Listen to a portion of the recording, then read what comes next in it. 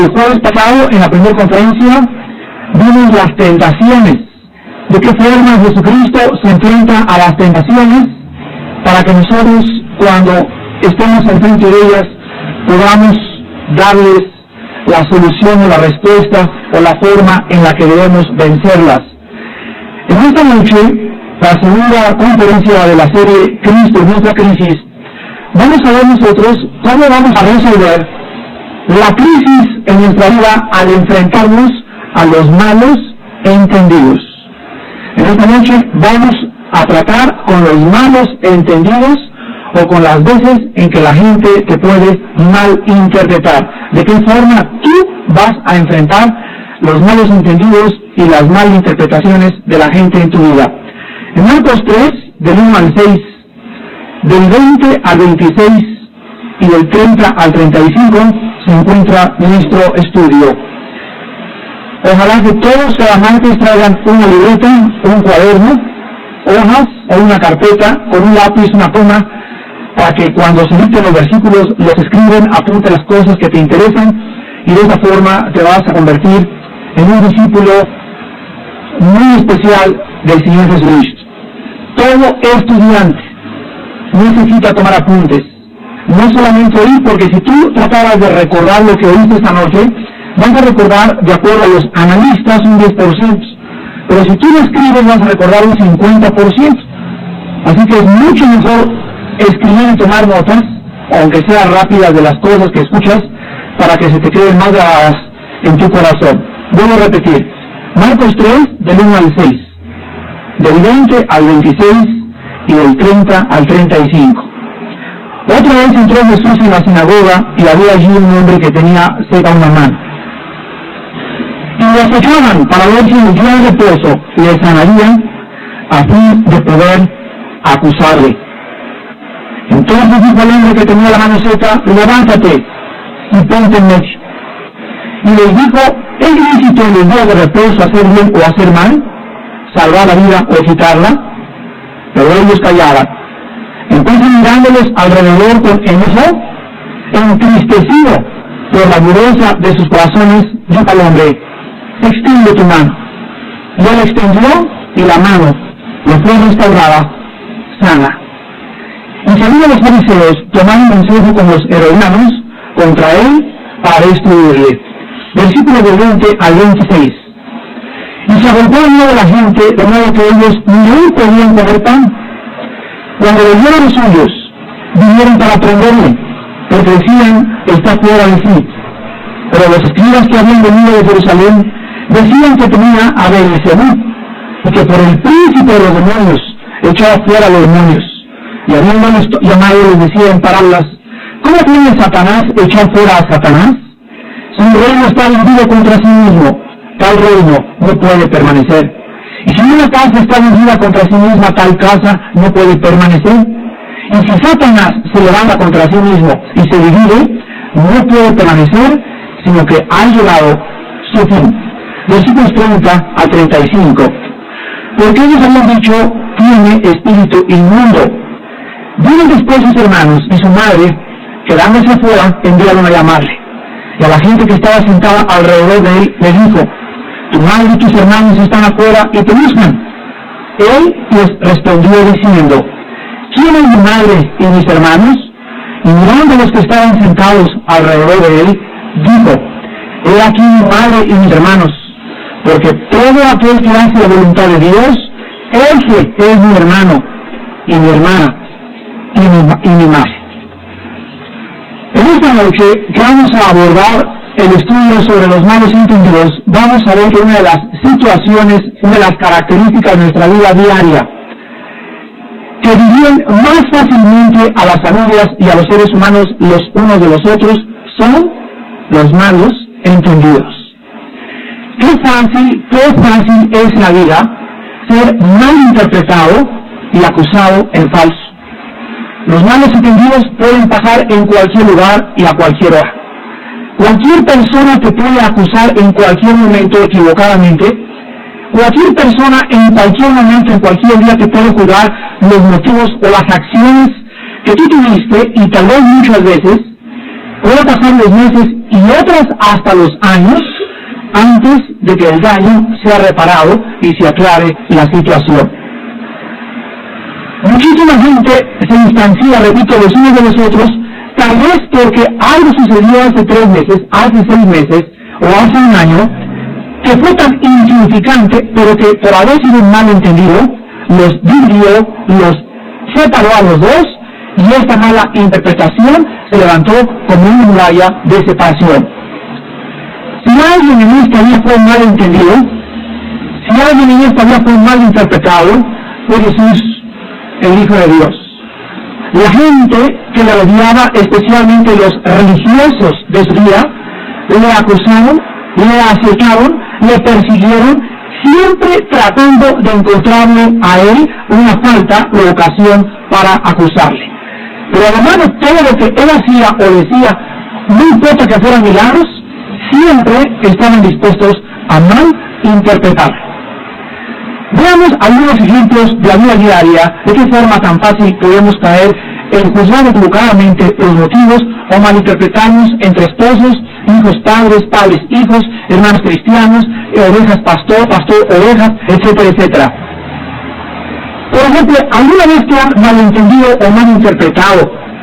Cuando trataste de ayudar a alguien, posiblemente le ofreciste la ayuda a alguien y en ese momento la persona te acabó diciendo metiche.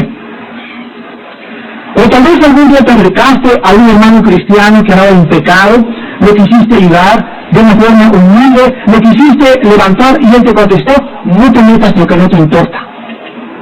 También es posible que alguna vez le hayas dicho a tu esposa, después de que entraste a tu casa, y estaba bebiendo un rico pavo en la cocina, y de una forma simple y de una forma no intencional, le dice a tu esposa, ¿dónde lo compraste, mi vida?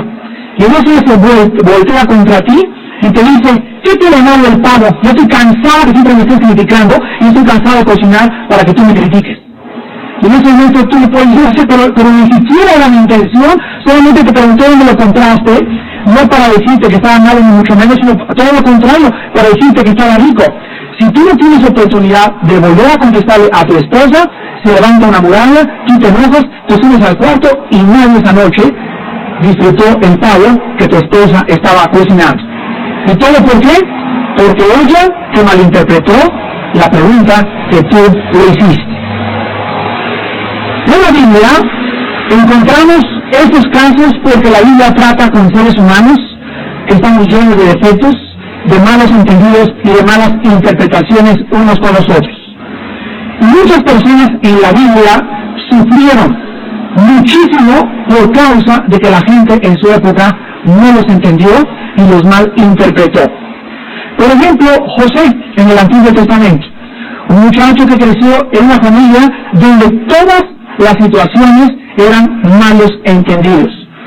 No malinterpretaban sus hermanos, le tenían envidia, le tenían celos y acabaron vendiéndole a un grupo de mercaderes que finalmente se lo llevó a Egipto y lo vendió a la casa de Potifar, el capitán de la guardia del faraón. Ahí José se quiso portar bien en la casa del faraón y en ese momento la esposa del faraón, del capitán, cuando se fue él a una guerra, quería tener relaciones íntimas con José y lo acechó, lo persiguió y lo acosó para que tuviera relaciones con él. José, como era un hombre, un muchacho que temía a Dios, rehusó este tipo de relaciones, aun cuando no había nadie en el palacio, ni tampoco nadie los veía.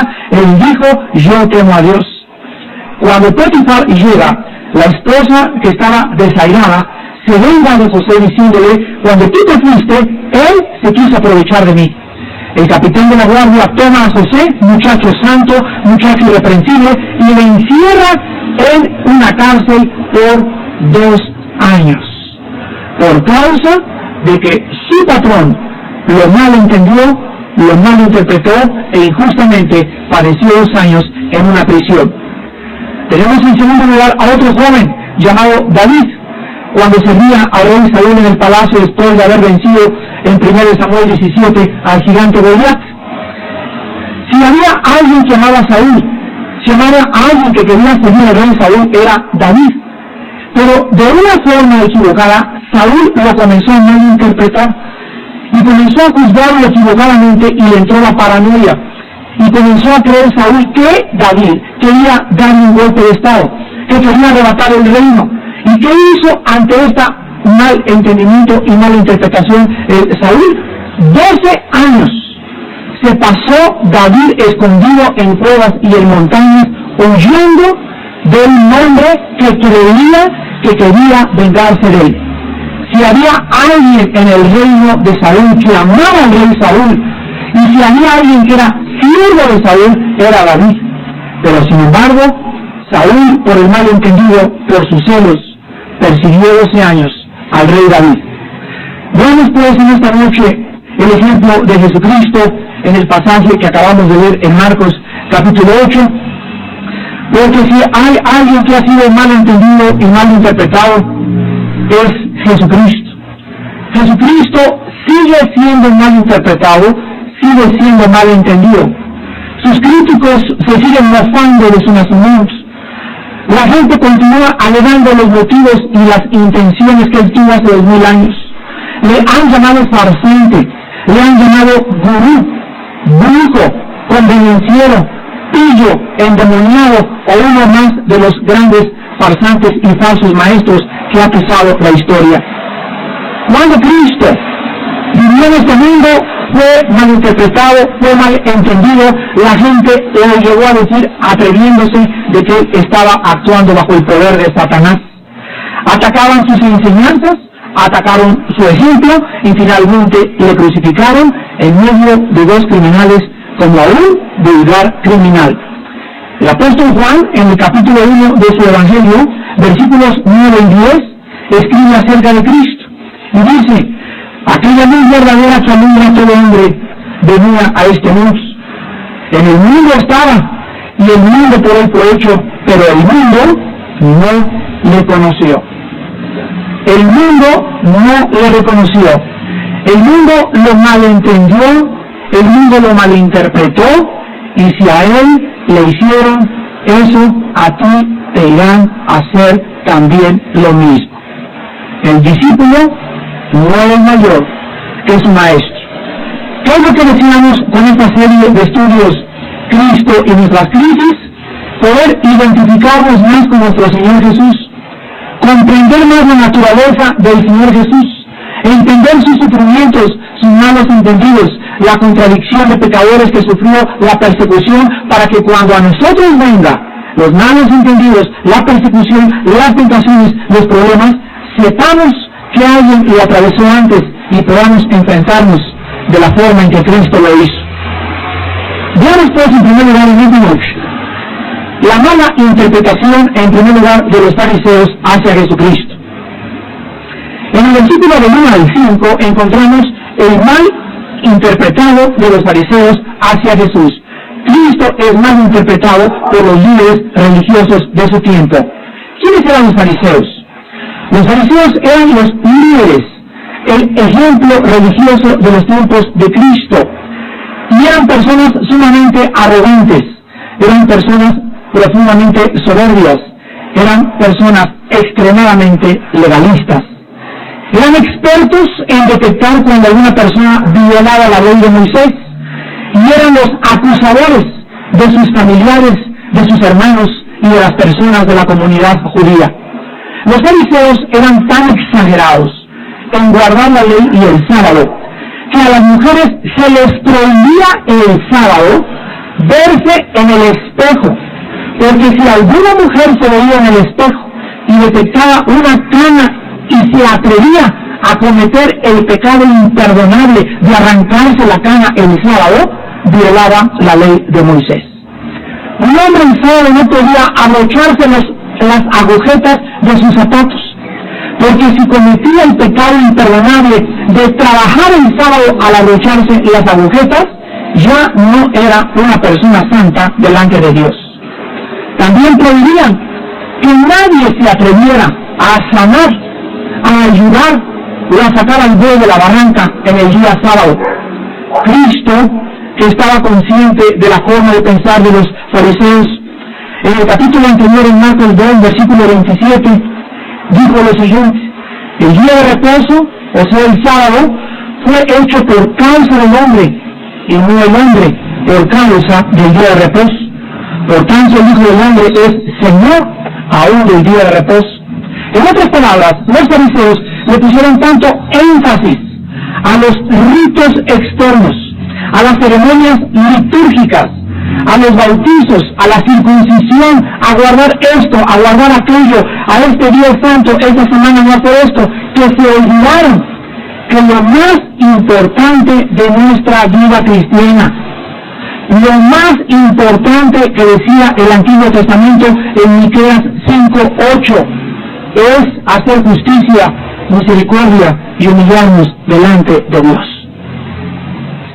¿De qué le sirve a tantos cristianos de nuestra época no hacer aquello, no fuman, no toman, no hacen esto, no ven pornografía, pero tienen años o meses que no le hablan a uno de sus hermanos en Cristo, porque su hermano cayó hace un año o cayó hace 2 años, pero en ellos no hay misericordia? Y la misericordia, recordemos, es esa actitud de Dios que le impide castigarnos y que sin embargo nos bendice aun cuando nosotros no lo merecemos. Y Dios quiere que nosotros vayamos y seamos misericordiosos como Él. Hoy en la mañana aquí en el estudio de las mujeres a las 10 de la mañana compartimos la importancia de perdonar, la importancia de borrar el registro y los antecedentes de ese hermano que te hizo mal hace 6 meses o 1 año. Ya quita sus antecedentes de tu corazón. Si Dios lo perdonó, ¿quién eres tú para no perdonar? Pero hay cantidad de cristianos que se encuentran en la calle y no se saludan. Pero eso sí, ellos dicen que conocen la sana palabra, que son santos y que viven cerca de Dios. Cristo les llama en esta noche fariseos. Cristo en el versículo 4 se adelanta a los fariseos, lo que dice en el versículo 2, que lo acechaban para ver si en el día de reposo les haría a fin de poder acusarle. La respuesta de Cristo, basada en una pregunta, penetra los corazones de los fariseos, hasta discernir las intenciones y los pensamientos de su corazón. La pregunta de Cristo penetra como una espada y por primera vez, tal vez en años, la pregunta de Cristo comienza con la luz verdadera del significado del sábado prescrito por Dios, alumbrando, repito, por primera vez en años en una sinagoga. Cristo les dice, es lícito, es permitido en los días de reposo hacer el bien o hacer mal, salvar la vida o quitarla. En ese momento, Cristo les estaba diciendo, saquen la ley, saquen el Antiguo Testamento, enséñenme ustedes dónde Dios prohíbe hacer el bien en el día de reposo. La Biblia dice en el versículo 4 que ninguno de los líderes fariseos se atrevió a contestarle a Cristo. Ellos callaban. No tenían forma de poder contestarle por lo siguiente.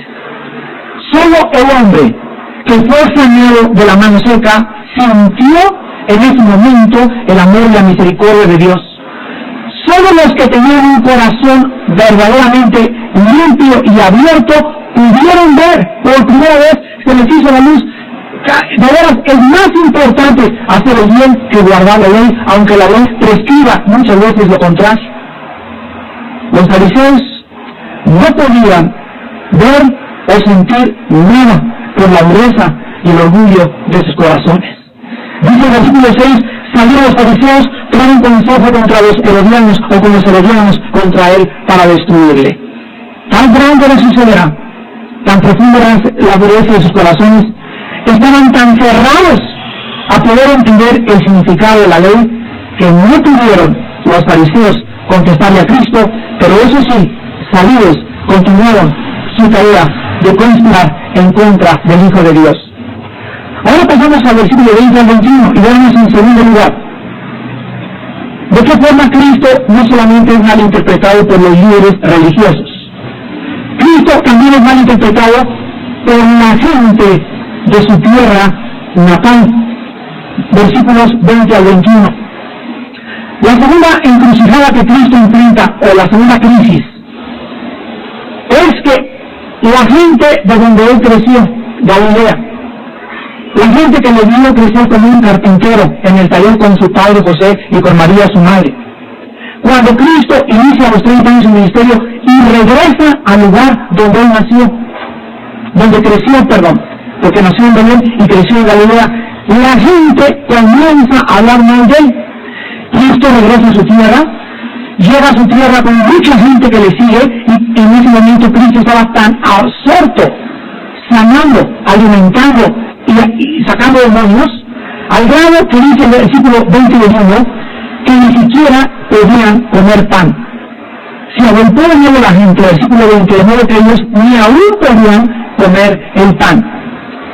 Toda la gente que lo vio crecer a Cristo comenzaron a murmurar de él y comenzaron tal vez a decir: ¿no es este el carpintero que dejó el taller para convertirse en predicador? ¿No es este el doctorcito que se andaba por ahí y que ahora anda predicando en la calle? ¿Quién se ha creído que es? ¿Se ha creído que es un ungido, un predicador? ¿Él cree que es Dios? Tal vez se cree mucho porque tanta gente le está siguiendo. Pero realmente lo que la gente decía era algo mucho más serio. Versículo 21. Cuando le vieron los suyos, vinieron para prenderle porque decían: está fuera de sí.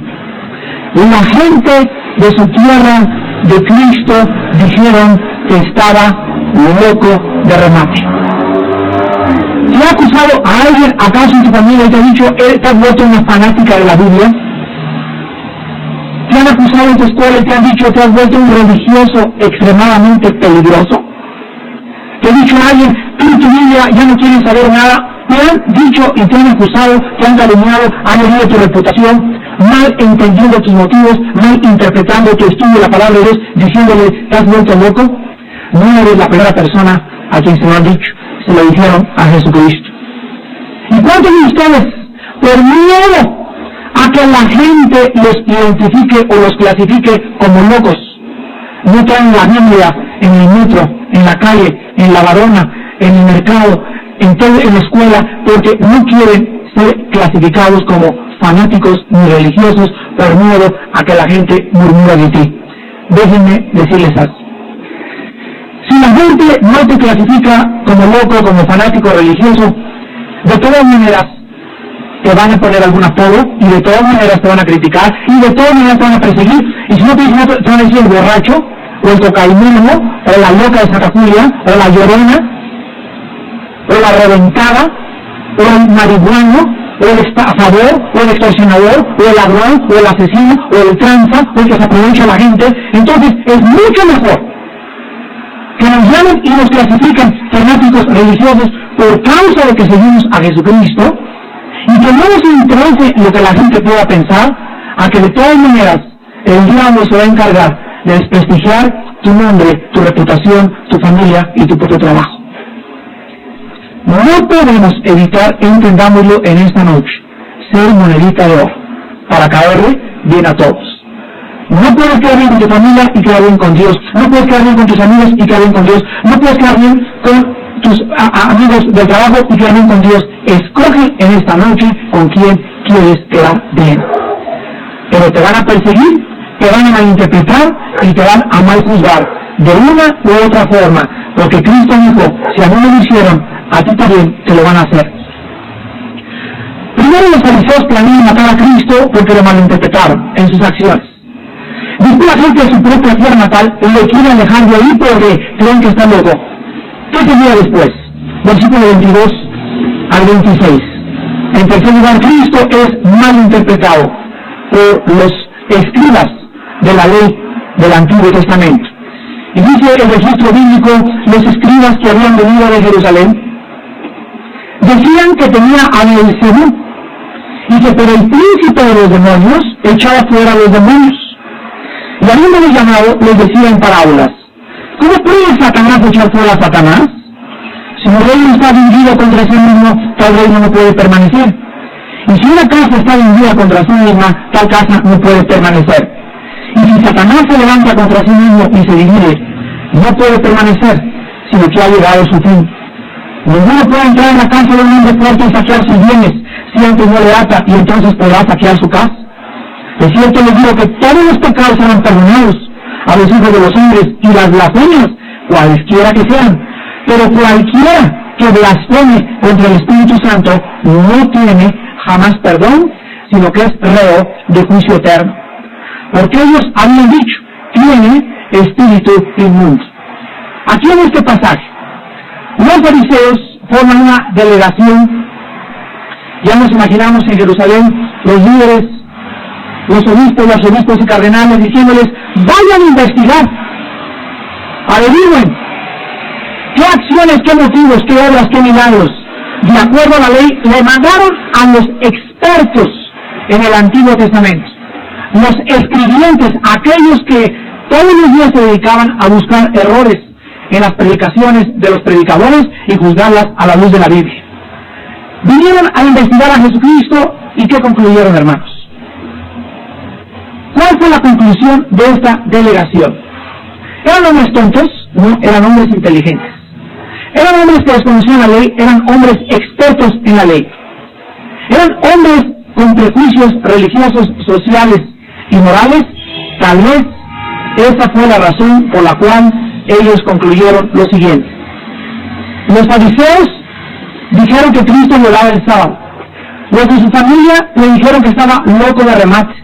Y los expertos en la ley le acusan de estar endemoniado, de hacer milagros en el poder de Satanás.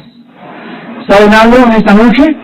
Que Jesús soportó que los fariseos planearan matarle, perdonó a la gente de su tierra natal por decir que estaba loco, pero Jesús, nos revela la Biblia, no podía dejar ni permitir que los escribas le malinterpretaran, le maljuzgaran y llegaran al grado extremo de calumniarlo y de herir su reputación sin medirse, como decimos vulgarmente, y atribuirle sus poderes al poder de Satanás. Jesús los confronta de una forma directa para avergonzarlos. En su lógica blasfema e irracional, diciéndoles, ¿cómo pueden ustedes acusarme de eso? Yo permito que me digan todo, pero cuando alguien me dice, tú tienes a Satanás, tú eres Satanás, y en el poder del diablo está sacando demonios, en ese momento Jesucristo les dice la aseveración más solemne de las páginas del Nuevo Testamento: todos los pecados son perdonados. No hay un solo pecado que no tenga perdón. La sangre de Cristo limpia de todo pecado. Hay un pecado que no tiene perdón: blasfemar en contra del Espíritu Santo. Vean ustedes que Jesucristo está atribuyendo su poder para sacar demonios no a Él mismo, sino al Espíritu de Dios. Más tarde Él diría, por el dedo de Dios hecho fuera demonios. ¿Y cuánta gente actualmente en el siglo XX sigue blasfemando de los milagros, de la liberación de demonios, diciendo, esto no es de la Biblia, esto no es para el siglo XX, esto es para el África, esto es para las personas borrachas y para los peores? Sin embargo, la Biblia nos enseña que Cristo dejó la autoridad a todos sus hijos de hollar serpientes y escorpiones, y que ninguna fuerza del enemigo nos podría dañar. Por eso las iglesias están llenas de cristianos endemoniados. Pero ¿cómo puede un cristiano tener un demonio si ya tiene el Espíritu Santo? Yo te hago otra pregunta, y al mismo tiempo que tú tienes el Espíritu Santo, ¿por qué tienes una naturaleza pecaminosa y un principio de pecado dentro de ti junto al Espíritu Santo? ¿Cómo puede un Dios Santo permitir que Satanás se pueda sentar junto con él y pararse junto con él y tener consejo contra él? ¿Qué acaso Satanás no está todos los días delante de Dios y no le pide a Dios a cuentas todo el día? ¿Cómo puede un ser santo como Dios soportar un ser que es la perversión y la personificación del mal, que se acerque a él? La respuesta es la siguiente, que así como tú puedes sentarte a comer con una prostituta, tú puedes abrazar a un homosexual, Cristo comió con publicanos y con pecadores, pero sin participar de sus pecados y sin contaminarse.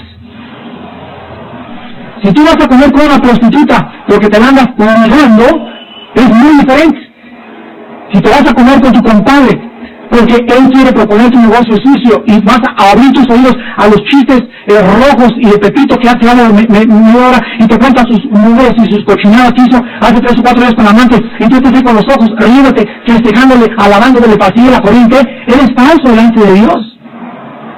Si vamos a sentarnos a comer con los pecadores, con un borracho, con una prostituta, es para compartirles el evangelio de la gracia de la salvación.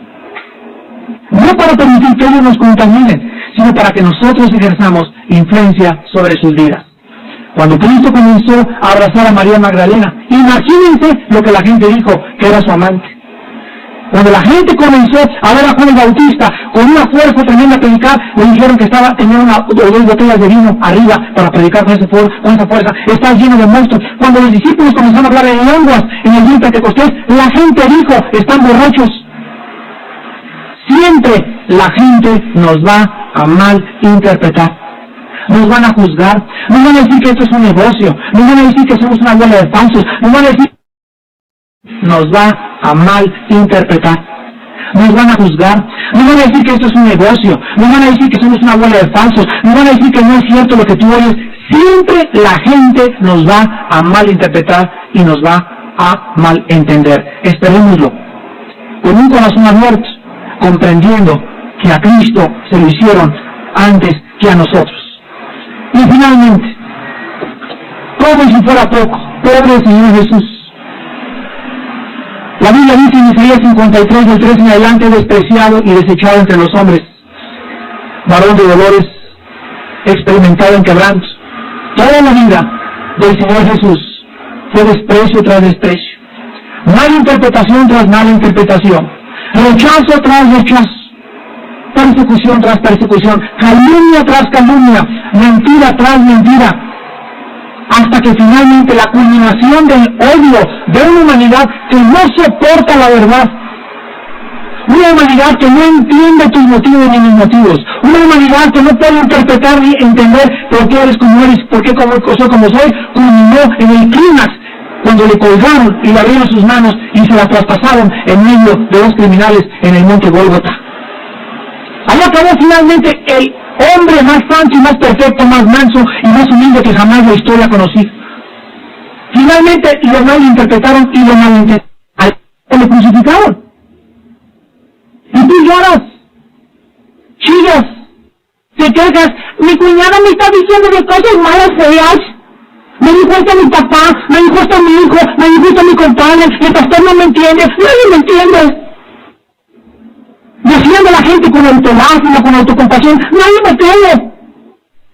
Todos me empujan, todos me dicen groserías, nadie me acerca conmigo y comenzamos a alimentar esa autolástima, esa autocompasión, a centrarnos en nosotros mismos, cuando el mundo está lleno a nuestro alrededor de gente que podemos ayudar, de gente necesitada, de que huyamos de nosotros mismos, la persona más miserable de nuestra vida, la persona que vive centrada y totalmente en su propio ego, en sus propios intereses, en lo que la gente le hace. Ya deja de pensar en lo que te hacen y no te hacen, vive para los demás.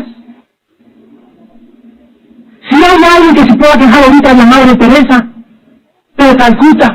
Todos los días está expuesta a contaminación, a lepra, a personas. No tiene que le pongan cojín, no tiene que darle un vaso de agua. ¿Por qué le dijeron cuando le dio el premio Nobel de la Paz? ¿Por qué usted, con la fama que tiene, pudiera tener un seminario de monjas con aire acondicionado, dormir dando conferencias, escribiendo libros? ¿Por qué escoge usted irse a extender sus manos caritativas, misericordiosas y llenas de amor a los leprosos? Porque ella dice estas palabras, porque he descubierto que el secreto de la felicidad está en vivir para los demás.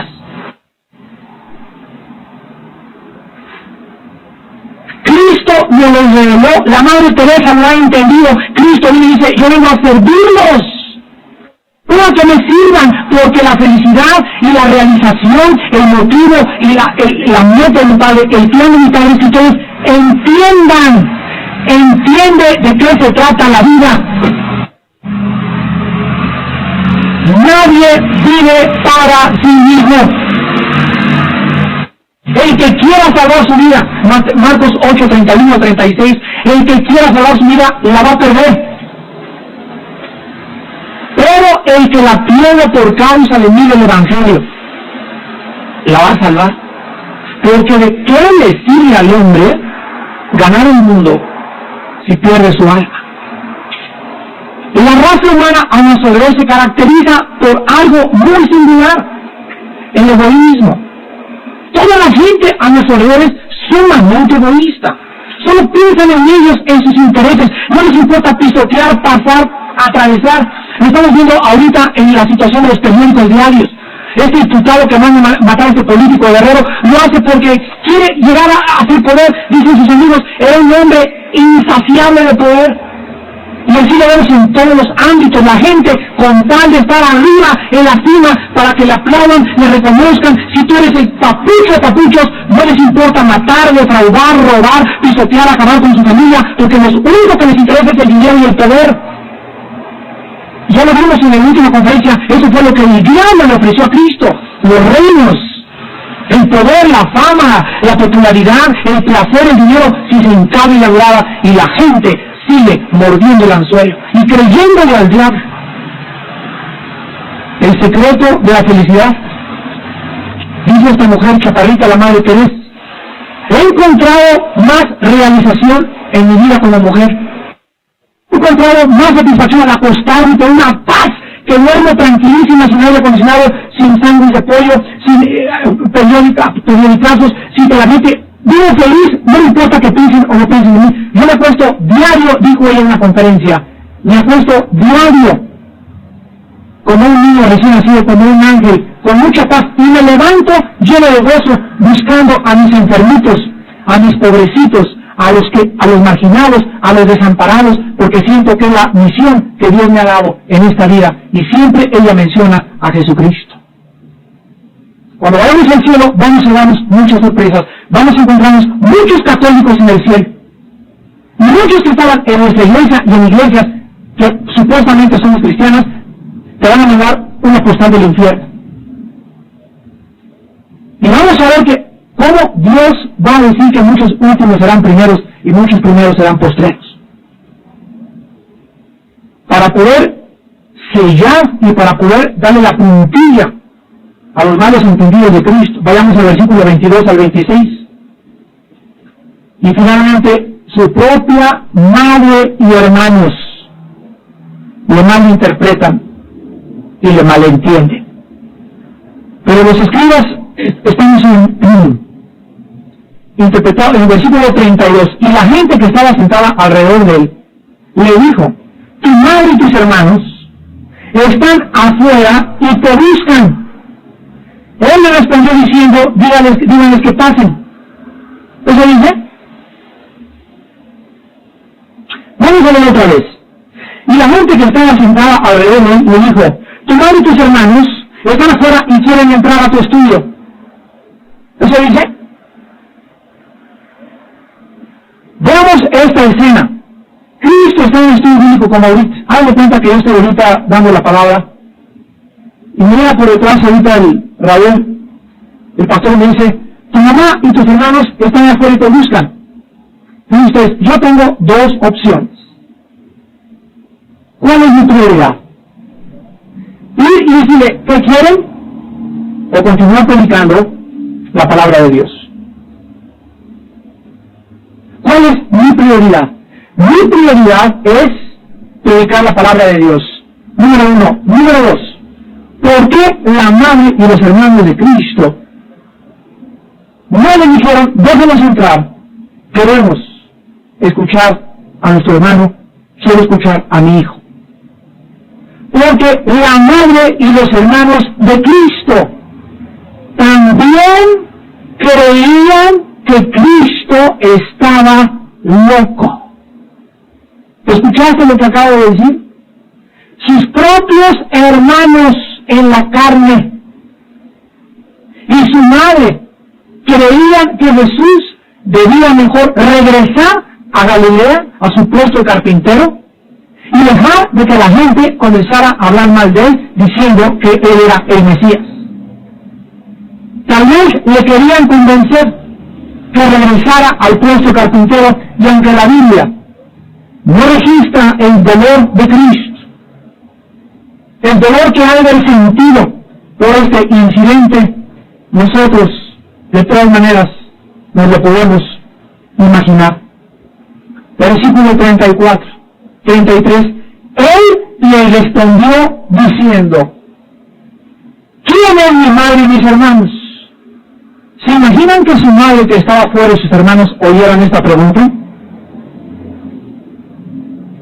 Se supone que los discípulos deberían de contestar esta pregunta, ¿sí o no? este momento Cristo está separando lo carnal de lo espiritual. La madre y el hermano de Cristo que estaban afuera preguntando por él, que no querían entrar porque si no, no le hubieran mandado llamar. Le mandaron decir que saliera. No le fue a decir, no le pregunta si podemos entrar, no. Ándale, ¿por qué no querían entrar al estudio? Lo vamos a ver más adelante, porque no creían en él. No aceptaban sentarse a los pies de él y ser enseñado por su hermano, por su hijo. Había muchas cosas en sus corazones todavía. Vamos a ver más adelante que María en la cruz del Calvario, ahí es cuando María se convierte. Ahí es cuando la espada se cumple en el Magnificat en Lucas capítulo 2, que le atraviesa su corazón cuando ve a su hijo hecho pedazos. Ahí María, hasta el momento de la cruz, ella comprende la anunciación y el mensaje de Gabriel, el ángel de Dios, de que el santo ser que nacería en su vientre sería llamado Hijo de Dios. Pero durante el ministerio de Cristo, María y los hermanos se endurecieron y no le siguieron, no se discipularon, no fueron las personas más cercanas a su corazón. ¿Quién, mi madre y mis hermanos, si tú hubieras estado sentado con Cristo, qué hubieras contestado? ¿Los que están allá afuera? ¿No es verdad? Sería una pregunta absolutamente lógica. Sin embargo, Cristo los sorprende, los impacta, y antes de que comiencen a decir burradas, mirando alrededor, versículo 34, les dijo, he aquí, o sea, aquí dentro de este estudio, mi madre y mis hermanos. Porque todo el que hace la voluntad de Dios, ese es mi hermano y mi hermana y mi madre. Y cuando Jesús abrió los brazos en la cruz, desde allá arriba le dijo a María que estaba en los pies y le dijo al apóstol Juan, su discípulo amado, ahí en la cruz no le dijo mamá, no le dijo madre, le dijo lo siguiente, mujer. He ahí tu hijo. Hijo, Juan no era hermano de Cristo en la sangre. Juan no era hijo de María. Juan era un discípulo de Cristo, pero en la cruz él forma la familia espiritual y le dice a María, ese es tu hijo. Y se volteó y le dice a Juan, Juan, esa es tu madre. Ahí los dos comprendieron. Tal vez Juan le podría decir, ¿cómo que mamá está allá en Chiconcuac? Y además en Atlacomulco. No, Juan ahí en la cruz entendió, porque aquí antes Cristo les había explicado que la verdadera familia es la familia espiritual.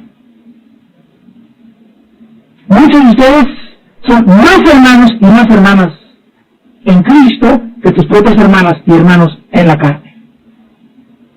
Una vez mi mamacita era mi madre en la carne, la que nos dio vida, y le dije, mamá, con el respeto que te mereces, te amo y la respetamos, y de veras, el mal hijo será maldecido por Dios, así lo dice Efesios 6, del 1 al 3. Le dije, mamita, con todo el respeto que me mereces, tú eres mi madre, pero tú me debes de ser, Dios me debe de ser dentro de tu preciosa matriz. Y tú has sufrido y has luchado y me cambiaste pañales y has tratado de educarme, y por eso la Biblia me manda y me dice, honra a tu padre y a tu madre, para que seas de larga vida sobre la tierra, porque es el primer mandamiento con promesa. Y hay de aquel que no honre a su padre y a su madre, no importa lo que sean tus padres. Es que usted no sabe que mi papá es del cartel del Golfo, del narcotráfico. Aunque tu papá sea el papucho del cartel del Golfo, es tu padre. Y tú le mereces respeto. Tú puedes estar en desacuerdo con lo que tu padre haga, pero tú le debes a tu padre respeto y honra, y hablarle por teléfono y decirle por lo menos cada semana, te amo y estoy orando por ti. Es que usted no conoce a mi madre es la que regentea la casa de prostitución del estado de Morelos. Le dicen pancha la boca. Pues aunque tu madre sea lo peor, no importa lo que tus padres te hayan hecho, ¿tú quién eres para juzgarlos? Dios nos manda, Dios nos ordena no juzgar a nuestros padres, sino darles la honra y la reverencia. Y ahora, si tienes la bendición de tener padres cristianos, 100,000 veces más, debes honrarlos y respetarlos, amarlos, como Cristo te amó desde la cruz del Calvario. Así pues, el Señor Jesucristo en la cruz de Calvario forma la familia. Juan entiende el mensaje, María entiende el mensaje, y de ahí en adelante sabemos que la iglesia es una familia. Todos somos hijos de Dios por la fe en Cristo Jesús.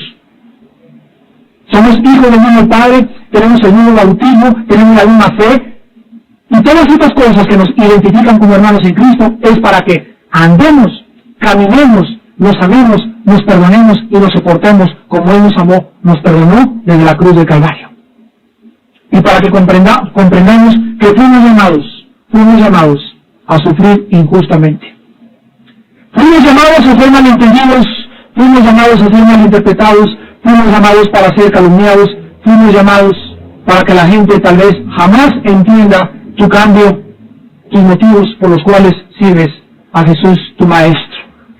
Pero fuimos llamados para entender también de que debemos agradar y servir con todo nuestro corazón y con toda nuestra alma al Dios y Padre de nuestro Señor Jesucristo, quien se dio por nosotros para que nosotros ya no vivamos para nosotros mismos, sino para aquel que vive por los siglos de los siglos.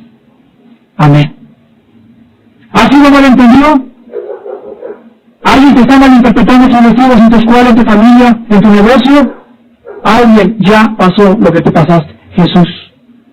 Él te conoce en esta noche, Él sabe lo que estás atravesando.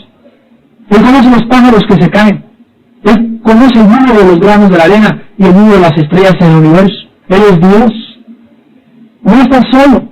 Recuerda que Él pasó lo mismo y más cosas graves que tú, para que en esta noche tú tengas paz en Él y para que comprendas que su paz nos ha dejado, para que seamos más que vencedores, aún cuando la gente malinterprete nuestros motivos. Inclinemos nuestro rostro.